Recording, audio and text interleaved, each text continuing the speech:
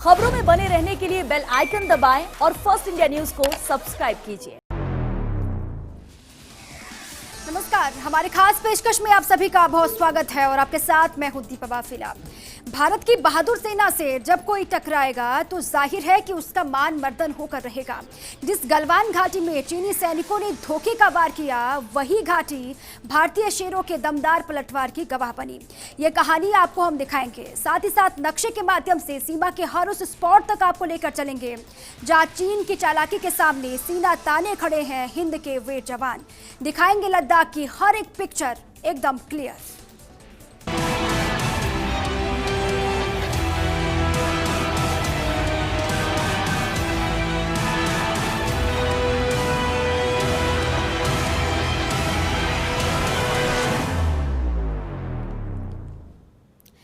हिंद की सीमाओं पर नजर गड़ाए ड्रैगन को इल्म भी नहीं रहा होगा कि भारत इस तरह रिएक्ट करेगा। 15 जून की रात क्या हुआ था, उसकी जो जानकारियां सामने निकल कर आई वो हर हिंदुस्तानी को गर्व से सुननी चाहिए। धोखे से हमला करने वाले चीनियों को भारतीयों ने ढूंढ कर मारा, और इतना ही नहीं, भारत की बहादुर सेनाओं की चीन की छाती पर तैनाती की गई है और ड्रैगन बातचीत की टेबल पर अब आ गया है। देखिए रिपोर्ट। जमीन पर इंडियन आर्मी का मोर्चा, आसमान में एयरफोर्स के पराक्रमी परिंदे, चाइना की छाती पर तैनाती, गलवान, पेंगोंग या गोगरा पोस्ट, चप्पे चप्पे पर भारतीय सेना, तनाव के बीच बातचीत की टेबल पर आया ड्रैगन। सबसे पहले आप ये तस्वीरें देखिए। ये तस्वीरें बताती हैं कि जब चीनी सैनिक हिंदुस्तान की सरजमी पर बुरी नजर डालते हैं तो भारत के बहादुर जवान किस तरह उनका मुकाबला करते हैं। ये तस्वीरें कहां की हैं, ये तो अभी तक पता नहीं चला है, लेकिन दोनों देशों के सैनिकों के मुंह पर लगे मास्क बता रहे हैं कि ये फिलहाल की ही तस्वीरें हैं।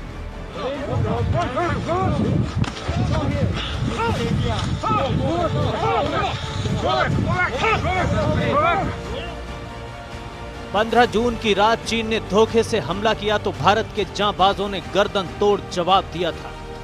मीडिया रिपोर्ट्स की माने तो इस फेस ऑफ में दुश्मनों की गर्दन और रीढ़ की हड्डियां तोड़ दी गई। बताया जा रहा है कि भारतीय जांबाजों के पलटवार में चीन के 50 से ज्यादा सैनिकों को मौत के घाट उतारा गया था। 16 बिहार रेजिमेंट के जवानों ने दुश्मन को धूल चटा दी थी। पूर्वी लद्दाख की गलवान घाटी में अदम्य साहस दिखाने वाली बिहार रेजिमेंट को सेना की उत्तरी कमान ने खास अंदाज में सलाम किया है। सेना की उत्तरी कमान ने एक वीडियो ट्वीट किया है। The soldiers of Bihar regiment, they have been around, it was the same month 21 years ago.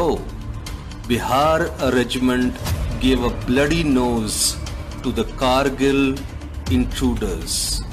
1857, 1948, 1965, 1971 and 1999.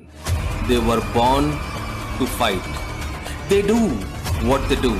They're not the bats, they are the Batman. Bajrang Bali की जय। जिसने कभी न झुकना सीखा, देखा नहीं कभी मुड़कर, सरहद पर हर वीर सिपाही डटा रहा अपने हक पर, सरहद पर हर वीर सिपाही डटा रहा अपने हक पर। वीर कुंवर सिंह, बिरसा मुंडा, वीर कुंवर सिंह, बिरसा मुंडा, साक्षी है इतिहास से, याद हमें है कथा उनकी आन बान और शान की। जय बिहार रेजिमेंट, जय सेना हिंदुस्तान की। रिपोर्ट्स में जो सेना के पराक्रम की कहानी दर्ज है उसे सुनकर आपके रोंगटे खड़े हो जाएंगे। अपने सीओ की शहादत से गुस्साए भारतीय सैनिकों ने चीनी सैनिकों की गर्दनें तोड़ दी थी। 18 सैनिकों की गर्दन की हड्डियां टूट चुकी थी, सिर झूल रहे थे। सैनिकों ने चीनियों का वो हाल किया कि उनकी पहचान भी संभव नहीं रही। बिहार रेजिमेंट के जवानों का रौद्र रूप देखकर सैकड़ों चीनी भागने लगे। चाइनीज सैनिक डरकर घाटियों में जा छिपे। भारतीय जवानों ने पीछा कर उन्हें पकड़ पकड़ कर मारा। चीन को उसी की भाषा में जवाब देने के लिए भारतीय सेना को कमांडर लेवल पर छूट दी गई। भारतीय सेना के तीनों अंगों को इमरजेंसी फंड की छूट दी गई, जिसके तहत सेनाएं 500 करोड़ के जरूरी हथियार, गोला बारूद खरीद सकती हैं। इधर चीन से लगी सीमा पर भारत ने अपनी आधुनिक लड़ाकू मशीनों से गश्त शुरू कर दिया है। सीमा पर सुखोई और मिग-29 जैसे लड़ाकू विमानों की सॉर्टीज हो रही हैं, तो अपाचे जैसा आधुनिकतम अटैक हेलीकॉप्टर और चिनूक जैसा बेजोड़ मालवाहक हेलीकॉप्टर उड़ रहा है। C-17 ग्लोबमास्टर और C-130 जे सुपर हरक्यूलिस भी दहाड़ रहे हैं, तो P-8I को भी तैनात किया गया है। भारत की तैयारी देखकर चीन सख्ते में, चाइना की ओर से बैठक करने का आग्रह किया गया, जिसके बाद मोल्डो में दोनों देशों के बीच कमांडर लेवल की बातचीत हो रही है। इधर भारत ने कूटनीतिक मोर्चों को भी दुरुस्त करना शुरू कर दिया है। रक्षा मंत्री राजनाथ सिंह 3 दिन की रूस यात्रा पर हैं। वे मॉस्को में आयोजित विक्ट्री परेड में शिरकत करेंगे। राजनाथ इस दौरान भारत रूस रक्षा और रणनीतिक साझेदारी को और गहरा करने के तरीकों पर बातचीत करेंगे। बताया जा रहा है कि भारत रूस से और ज्यादा सुखोई फाइटर खरीदने की मांग करेगा, तो वहीं T-90 टैंक के पुर्जों को जल मार्ग की बजाय हवाई मार्ग से सप्लाई की बात रखी जाएगी।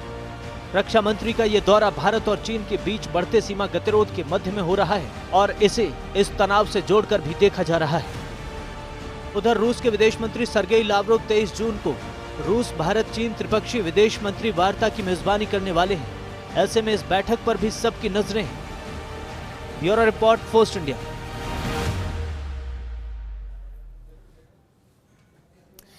अब हम आपको लद्दाख के उस एरिया की हकीकत बताएंगे जहां दोनों देशों के बीच कई हॉटस्पॉट हैं, जहां अक्सर तनाव की स्थिति रहती है। नक्शे के माध्यम से हर एक रणनीतिक पॉइंट की चर्चा करने के लिए हमारे साथ जुड़ रहे हैं सहयोगी कृष्णकांत वशिष्ठ। 15 जून को चीन के द्वारा जो कायराना हरकत की गई, उसके बाद से लगातार देश भर में उबाल है और लगातार ये बहस भी शुरू हो गई है कि आखिर LAC पर वो एक्चुअल स्थिति कौन सी है जो चीन की है और जो भारत की है, जिसको लेकर लगातार तनाव की स्थिति बनी हुई है। आज हम मैप के जरिए आपको समझाने की कोशिश करेंगे कि आखिर वो एक्चुअल स्थिति कौन सी है जिसको लगातार चीन अपना बता रहा है और भारतीय सरकार की तरफ से लगातार कहा जा रहा है कि वो भारत का हिस्सा है और उसी को लेकर विवाद भी खड़ा हो गया है। आज मैप के जरिए, नक्शे के जरिए आज पूरी डिटेल हम आपको बताएंगे और डिटेल बताने के लिए, आपको समझाने के लिए मेरे सहयोगी के वशिष्ठ मेरे साथ हैं, जो आपको बताएंगे वो बारीकी। गलवान घाटी, वो घाटी जहां पर हमारे 20 सैनिक शहीद हुए और दावा ये भी किया जा रहा है कि चीन की तरफ से भी बहुत भारी नुकसान चीन को हुआ है। लेकिन आखिर वो एक्चुअल स्थिति क्या है जिसको लेकर लगातार तनाव, लगातार विवाद चीन और भारत के बीच बनी हुई है? के तो देखिए, मैं आपको बताऊं, सबसे पहले तो चीन और भारत के बीच में वॉरलाइक सिचुएशन है और तनाव जो है बहुत ज़्यादा है। भारत के भी जो एयरक्राफ्ट हैं वो पेट्रोलिंग कर रहे हैं। नक्शे के द्वारा हम समझेंगे कि टेंशन एक्चुअली है क्या। तो ये जम्मू कश्मीर है, वो अक्साई चीन का इलाका है और अब हम आपको दिखाते हैं जो पॉइंट है, वहाँ पे जाते हैं। ये भारत का पोस्ट है, ठीक है।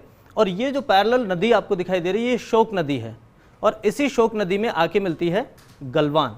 तो गलवान और शोक का जो पॉइंट है मिलने वाला, ये गलवान का मुहाना है, ठीक है।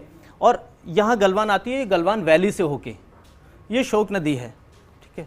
ये भारत की पोस्ट नीचे आपको यहाँ दिखाई देंगी, ये भारत की पोस्ट है और इसके जस्ट नीचे से यहाँ से जाता है हमारा दौलत बेग ओल्डी वाला जो रोड है वो। अब ये दूसरा मैप है, दूसरे मैप में हम देखते हैं कि ये चीन का सिंजियांग प्रांत है और वो जहाँ से ये रोड शुरू हो रही है येलो वाली, ये है तिब्बत का तिब्बत। तो तिब्बत से शुरू होके ये रोड पहुंचती है शिनजियांग। ये वाली रोड ये वाली रोड तिब्बत से शुरू होके जाती है शिनजियांग को। शिनजियांग और इसके इर्द गिर्द भी क्या पोस्ट है चाइना के या फिर भारत के? ये जो है, जो रोड है पूरी, इस रोड का महत्व केवल इससे है। जो अगर हम सामरिक महत्व देखें तो केवल ये जो इनकी एयर फैसिलिटी है, यहाँ से इनके एयरक्राफ्ट अगर लद्दाख पे लड़ाई होती है तो वो उड़ान भरेंगे भारत से लड़ने के लिए। लेकिन वहाँ उनके कुछ ड्रॉबैक भी हैं, वो मैं आगे आपको बताऊंगा। अब हम बात करते हैं जो मेन पॉइंट्स हैं। गलवान वैली, जहाँ पे ये झगड़ा हुआ, खूनी संघर्ष हुआ, जवान शहीद हुए, वो इलाका है ये गलवान वैली का इलाका है। और इसके साउथ ईस्ट में जब आएंगे तो ये पड़ता है गोगरा पोस्ट। ये भारत की गोगरा पोस्ट है यहाँ, ये। अच्छा, गोगरा पोस्ट से लगा हुआ है ये हॉट स्प्रिंग लगा हुआ है। इसकी आपस में दूरी है 13 किलोमीटर। और अब हम आते हैं पेंगोंग झील पे। ये पेंगोंग झील है जो वहां से लेके यहाँ तक है, लेकिन भारत के हिस्से में ये 1/3 हिस्सा है इसका और चीन के हिस्से में 2/3। जी, गलवान घाटी से पेंगोंग झील तक की दूरी कितनी होगी? गलवान घाटी से पेंगोंग झील बहुत ज्यादा दूरी है। नक्शे में हमको ये कम दिखती है लेकिन बहुत ज्यादा दूरी है। अब मैं आपको एक दूसरा नक्शा दिखाता हूँ। ये हमारे पास एक और नक्शा है, ये दिखाते हैं जिससे ज्यादा क्लियर समझ आएगा कि ये डेमचोक का इलाका है, इधर का जो इलाका है, इस लाइन से लेके ये पूरा जो इलाका है, ये अक्साई चिन है और ये भारत का इलाका है। लद्दाख, लेह, उसके बाद दौलत बेग ओल्डी जिसको डीबीओ भी कहते हैं, ये गलवान रिवर है, ये गोगरा पोस्ट है जो चीन के बिल्कुल नज़दीक है। चीन का जो पोस्ट है उसके नज़दीक है। अब हम बात करेंगे, ये फिंगर्स एरिया जो पेंगोंग झील का है और ये डेमचोक का इलाका है। यहाँ से डेमचोक के नीचे दारबुक है और दारबुक से रोड जाती है दौलत बेग ओल्डी के लिए, जिसको लेके चीन सबसे ज़्यादा परेशान है। वो रोड हम आपको दिखाते हैं। वो रोड इस नक्शे में हम देखेंगे तो ये दारबुक है, दारबुक से ये रोड शुरू होती है, जो गलवान रिवर आके यहाँ मिलती है। शोक नदी के पैरेलल ये रोड पूरा ऊपर तक जाती है दौलत बेग ओल्डी तक। तो ये जो रोड है स्ट्रेटेजिक, इसका बहुत बड़ा महत्व है और चीन इस रोड से दरअसल डरा हुआ है। अब हम वापस इस नक्शे पे आते हैं। इस नक्शे को जब हम देखेंगे तो ये भारत के पोस्ट है और ये शोक नदी है जिसके पैरेलल हमारी डीवीओ वाली रोड जाती है। इसमें आके मिलती है, वहाँ से जो गलवान रिवर आती है वो यहाँ से मिलती है। शोक नदी का क्या है, शोक नदी जब गर्मी का मौसम होता है वहाँ बर्फ़ पिघलने लगती है तो इसमें बहुत ज़्यादा पानी आता है, तो पेट्रोलिंग जो होती है वो बहुत मुश्किल हो जाती है इसमें। तो भारत अब क्या कर रहा है, भारत के सैनिक इस वाली पोस्ट से यहाँ से होते हुए और वहाँ तक पेट्रोलिंग करने जाते हैं। अब आप ये इलाका देख रहे हैं गलवान वैली का, ये जो आप देख रहे हैं ये गलवान रिवर है, ठीक है। और ये जो पॉइंट आप देख रहे हैं पूरा, ये इधर तक का इलाका, ये क्या है, गलवान वैली, जहाँ पे वो आए हैं। हॉट स्प्रिंग का इलाका वो है, गोगरा पोस्ट वो है। अब ये आती है पेंगोंग झील। पेंगोंग झील क्या है, उसमें 8 पहाड़ हैं जिनकी आकृति जो है फिंगर जैसी है। अब फिंगर 1, फिंगर 2, फिंगर 3 और इसके बाद ये आता है फिंगर 4, ये, ठीक है। अब ये जो पोजीशन है फिंगर 4 वाली, हाँ। फिंगर 4 वाली जो पोजीशन है, यहाँ पे इस पॉइंट पे, यहाँ पे दोनों देश की जो सेनाएं हैं यहाँ पे अभी रुकी हुई हैं। लेकिन क्या इससे पहले दर्शकों को ये समझाना बहुत ज़रूरी होगा कि फिंगर की हम बात करें, पेंगोंग झील की हम बात करते तो फिंगर 1, 4 से लेकर 8 तक आ जाते हैं, लेकिन अभी ये समझना बहुत ज़रूरी है कि भारत के हिस्से में कितने फिंगर हैं और चीन के हिस्से में कितने हैं, और दावे कितनों के किए जाते हैं। असल में क्या है, भारत जो दावा करता है, भारत कहता है कि जो 8 फिंगर्स तक का इलाका है पेंगोंग झील का, वो भारत का इलाका है। और जो चीन दावा करता है वो कहता है कि हमारा इलाका ये फिंगर 2 तक का है। तो और अभी जो पोजीशन है वो 4 पर रुके हुए हैं। अब ऐसे में होता यह है कि जो ट्रूप्स होते हैं चीन के, वो फिंगर 2 तक पेट्रोलिंग करने आते हैं और भारत के जो ट्रूप्स हैं वो फिंगर 8 तक जाते हैं। तो जब ये पेट्रोलिंग कर रहे होते हैं तो इनमें आपस में क्लैश होता है। अब मैं आपको दिखाता हूँ, आईटीबीपी का ये पोस्ट है, यहाँ पे आईटीबीपी रहती है और ये जो फैसिलिटीज आप देख रहे हैं ये सारी चाइनीज फैसिलिटीज हैं। ये जो आप नक्शे में देख रहे हैं ये हमारे आईटीबीपी का पोस्ट है और ये चीन की फैसिलिटी है। तो होता क्या है, आईटीबीपी मैनली वहां पे पेट्रोलिंग करती है, ठीक है। अब हॉट स्प्रिंग का इलाका है, ये गोगरा पोस्ट है। अब हम आपको दिखाते हैं जो इनकी हॉट स्प्रिंग का इलाका है। हॉट स्प्रिंग में इन्होंने क्या किया है, हॉट स्प्रिंग तक इन्होंने अच्छी रोडें डेवलप की हैं और वहां पे लाके इन्होंने heavy artillery, heavy machine gun, infantry, वो लाके इन्होंने यहाँ पे इकट्ठी कर ली हैं और बहुत बड़ी तादाद में इनके सैनिक भी वहाँ पे हैं, ठीक है। इन्होंने क्या किया है, एक रोड ये बनाई है, ये रोड जाके मिलती है, इनका जो वो बड़ा हाईवे है तिब्बत से लेके सिंजियांग वाला, हाँ। उस हाईवे में जाके ये वाली रोड मिलती है। ये येलो लाइन जो है ये चीन के द्वारा बनाई गई रोड है, हाँ, चीन की रोड है। यहाँ से क्या होता है, ये वाली रोड जाके उस हाईवे में मिलती है। यहाँ से वो हाईवे 140 किलोमीटर है, तो इनकी यहाँ तक पहुँच बहुत आसान है। अब आप देखिए, ये गोगरा पोस्ट हो गई, ये हॉट स्प्रिंग हो गया।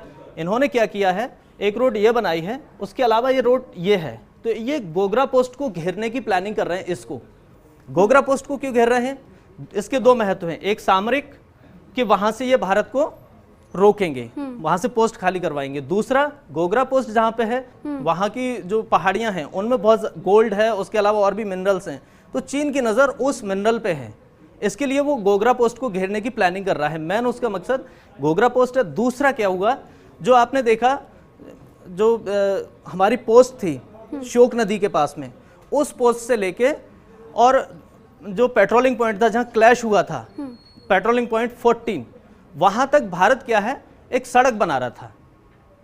अब हुआ ये कि चीन को मालूम पड़ा कि ये सड़क बना रहे हैं, जबकि LAC वहां से बहुत दूर है। LAC तक तो चीन सड़क बना चुका है, और LAC के बाद चीन ने एक कच्ची सड़क भी बनाई हुई है। और दुर्बुक से लेकर अगर हम बात करें दौलत बेग ओल्डी तक, तो यहाँ तक की सड़क पर भी लगातार कई बार उनकी मूवमेंट देखी गई है, और हालांकि इसको लेकर विवाद भी काफी रहा, लेकिन दौलत बेग ओल्डी का क्या महत्व है, किस तरीके से इस बार जब वहां पे गलवान घाटी में चीन की तरफ से हरकतें की गई, तो उसमें इसका क्या आधार रहा दौलत बेग ओल्डी का? दौलत बेग ओल्डी की जो रोड है, ये क्या है, पहले जो इलाका था ये बहुत ऊंचे ऊंचे पहाड़ी इलाका है, जहां पेट्रोलिंग करने के लिए या दारबुक से अगर हमारे सैनिकों को जाना पड़ता था तो पहाड़ चढ़ के फिर पहाड़ उतरते फिर तो उनको बहुत लंबा टाइम लगता था दौलत बेग ओल्डी तक पहुंचने में। और दौलत बेग ओल्डी जो है उसका सामरिक महत्व है, क्योंकि ये दुनिया की सबसे ऊंची एयर स्ट्रिप यहाँ पे है जो भारत की है। तो ये लड़ाई के हिसाब से बहुत क्रूशियल पॉइंट है भारत के लिए। तो चीन नहीं चाहता था कि इनकी पहुंच इस वाले अपने इलाके तक आसान हो जाए, वो नहीं चाहता था ये रोड बनाए, लेकिन भारत ने ये रोड बनाई। और ये रोड आपको ताज्जुब होगा कि ये 2 दशक में ये रोड बन पाई है, इजी नहीं है। अब भारत क्या कर रहा है, यहां से एक और रोड बना रहा है, यहां से दौलत बेग ओल्डी के लिए। लेकिन डर इसी बात का चीन को है, हाँ, कि एक के बाद दूसरा बना रहा है, वहां पर शुरू कर दिया। डर चीन को असल में इसलिए भी है कि भारत 61 मिशन 61 को लेके चल रहा है, जिसमें 61 परियोजनाएं हैं, रोड बना रहा है LAC के आसपास, और उसके अलावा उसने सुरंगें बनाई हैं बहुत सारी, जिनसे कनेक्टिविटी जो है बहुत ज़्यादा हुई है इंडियन आर्मी की LAC से लगे इलाके थे। चीन ये चाहता था कि वो लगातार सड़कें बनाता रहे, LAC के पास आसान पहुंच बना ले, वहाँ अपना डिप्लॉयमेंट करे, और डिप्लॉयमेंट करने के बाद भारत को ऐसे धीरे धीरे पीछे खींचता जाए, धक्का मारता जाए। अब भारत ने क्या किया, भारत ने भी वहाँ पे सड़कों का निर्माण शुरू किया। जैसे सड़कों का निर्माण शुरू किया तो क्या हुआ, चीन को फिर दिक्कत होने लगी। दौलत बेग ओल्डी रोड जो है, इसको बनने के बाद अब चीन क्या चाहता है, जैसे ये गलवान रिवर है, ठीक है, यहाँ पे वो पॉइंट है PP14 पेट्रोलिंग पॉइंट। अब क्या होगा, अगर चीन चाह रहा है कि वो यहाँ तक आके रुक जाए, भारत कह रहा है कि इसको LAC तक जाना पड़ेगा, क्योंकि भारत पेट्रोलिंग वहां तक कर रहा है, वो वहां तक आगे पेट्रोलिंग कर रहे हैं, वो भारत को पेट्रोलिंग करने से रोक रहे हैं, भारत उनको पेट्रोलिंग करने से रोक रहा है। वो कहता है हमारा इलाका है। तो अमूमन हम क्या देखते हैं कि चीनी सैनिक अगर आएंगे तो PP14 से आगे नहीं आ पाएंगे, क्योंकि PP14 से इधर तो इंडियन सैनिक, लेकिन वो PP14 पे अगर आके जम गए, हाँ, तो दौलत बेग ओल्डी पे जब हमारी कोई रसद जाएगी, ये दारबुक से लेके किसी भी इलाके से दौलत बेग ओल्डी तक अगर कोई रसद जाएगी, तो क्योंकि ये पहाड़ हैं और ये रोड नीचे है, तो वहां से वो हमारी रसद को, हमारी कॉन्वॉय को टारगेट करेंगे, रोकेंगे। इसलिए वो चाहते हैं वो PP14 पे आ जाएं, इसलिए उन्होंने इसको डाउन करके रखा हुआ है, PP14 को दबाया हुआ है। लेकिन भारत कह रहा है कि आपको PP14 से पीछे जाना पड़ेगा, क्योंकि LAC की जो सिचुएशन है, LAC क्योंकि मार्क्ड नहीं है, सबसे बड़ी बात यह है, LAC मार्क्ड नहीं है। तो LAC, भारत कहता है कि हमारा इलाका वहां तक है, चीन कहता है हमारा इलाका यहां तक है। अब वो कह रहा है पूरी जो गलवान वैली है, ये इस पॉइंट के इस तरफ का पूरा इलाका, तो वो कहता है ये इलाका हमारा है। तो मेन चीज यह है समझने की कि जो वो हमारी जो LAC मार्क्ड नहीं है, हाँ, इस वजह से वो लगातार इधर आ रहे हैं। अब PP14 तक आ गए, वो 17 छोड़ा उन्होंने, फिर 15 छोड़ा, फिर 14 पे आ गए। अब भारत यहाँ से रोड बना रहा था, उन्होंने भारत को पेट्रोलिंग के लिए रोड बना रहा था, वो रोड बनाने से रोका वहां पे। वो कह रहे हैं कि अब आप यहाँ पे जो बाकी जो सड़कें आप बना रहे हैं वो आप मत बनाइए, और भारत ने कह दिया कि हम वो सड़कें बनाएंगे। तो मेन जो कॉन्फ्लिक्ट का जो अभी इशू है वो ये है। आसान शब्दों में अगर समझना हो क्योंकि 15 जून की रात को जो हुआ उसके बाद से ही हाँ, सभी के अंदर उबाल है कि आखिर ये कैसे हुआ।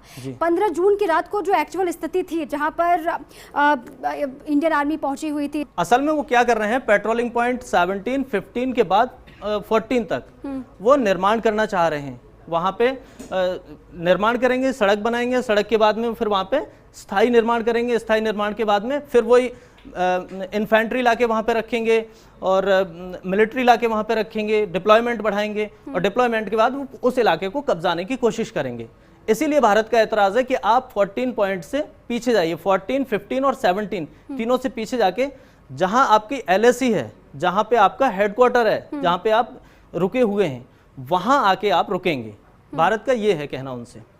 अब ये एरिया समझना भी बहुत जरूरी है, क्योंकि आपने गोगरा पोस्ट के बारे में जानकारी तो दी और फिंगर रीजन के बारे में भी हमने जाना, लेकिन ये डैम चौक का क्या आधार है? क्योंकि इसको लेकर भी लगातार कहा जाता है कि चीनी सैनिक यहाँ पर भी लगातार कोशिश करते हैं मूवमेंट की। देखिए, जो भी आपको पॉइंट ये दिख रहे हैं, गोगरा पोस्ट हो, चाहे ये फिंगर रीजन हो इसका पैंगोंग लेक का, चाहे ये डैम चौक का इलाका हो, ये सारे एलएसी के नजदीक हैं। असल में तो चीन ने जो डिप्लॉयमेंट किया है वो हॉट स्प्रिंग में किया है। हॉट स्प्रिंग जहां पे चीन का अपना इलाका, जो आपको ग्रीन पॉइंट दिख रहा है, यहाँ पे उन्होंने अपना डिप्लॉयमेंट किया है। जो भारी आर्टिलरी लाए हैं, इन्फेंट्री लाए हैं, इतने सारे सैनिक लाए हैं, हैवी व्हीकल्स लाए हैं, वो सारा का सारा जो डिप्लॉयमेंट है वो डिप्लॉयमेंट है इनका अपने इस पे हॉट स्प्रिंग पे। लेकिन हॉट स्प्रिंग और गोगरा पोस्ट में सिर्फ 13 किलोमीटर की दूरी है, और इसके अलावा उन्होंने गोगरा पोस्ट के लिए एक अलग से रोड बनाई है, और वो रोड जो है पक्की रोड है जिसपे वो भारी व्हीकल्स लेके आ सकते हैं गोगरा पोस्ट के लिए। उनका मैन क्या है, यहाँ पे जो सोने की जो पहाड़ियां हैं जिनमें सोने की खदान होने का चांस है, उस पे उनकी नजर है। तो एक तो उनके नजर में ये गोगरा पॉइंट, गोगरा पोस्ट है। दूसरा पैंगोंग उनके पास इसलिए पैंगोंग पे नजर है कि अगर वो फिंगर 2 पे दावा करते हैं, अगर वहां तक उन्होंने कब्जा कर लिया तो फिर चुशुल अप्रोच जो है वो उनके कब्जे में आ जाएगा।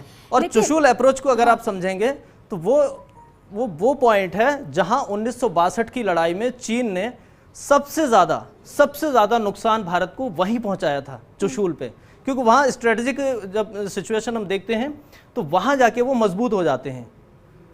अभी आप जितने भी पोस्ट ये देख रहे हैं, चाहे वो दौलत बेग ओल्डी देख रहे हैं, चाहे गलवान देख रहे हैं, गोगरा देख रहे हैं, ये वो पॉइंट हैं जो उसके लिए सिरदर्द बने हुए हैं। कहां पर जाकर अटैक करें तो हम जल्दी से या फिर आसानी से चीनी सेना को पीछे कर सकते हैं। उसके लिए हमें क्या है, ये दौलत बेग ओल्डी को समझना पड़ेगा। दौलत बेग ओल्डी का जो ये रोड है, तो यहाँ पे आके यहाँ से कराकोरम पास है, तो इनका एक कराकोरम हाईवे है जो गिलगिट बाल्टिस्तान से शिनजियांग को जोड़ता है।